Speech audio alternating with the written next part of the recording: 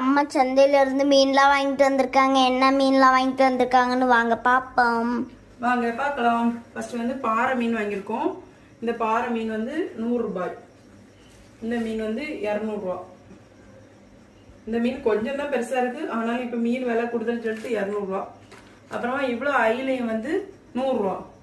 இந்த 3 விலை மீனும் வந்து 150 ரூபா. அப்புறமா நம்ம அப்பாட்ட இருந்து இந்த வாழைக்காய் எடுத்துட்டு வந்திருக்கேன், அவிச்சு சாப்பிட. அப்புறமா கேரட்டு, கத்திரிக்காய், வெண்டைக்காய், வெள்ளரிக்காய், புடலங்காய்,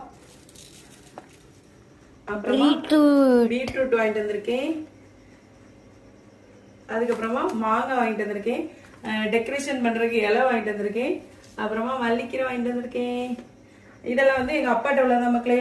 அப்புறமா நிறைய பேர் கேட்பீங்க, அப்பாட்ட எதுக்கு பைசா கொடுத்து வாங்குவீங்க? அப்பாட்ட யாராவது பைசா கொடுத்து வாங்குவாங்களா? அப்பாவும் அம்மாவும் சம்பாதிக்கிறது நம்மளுக்கு தான், அப்படிதானே?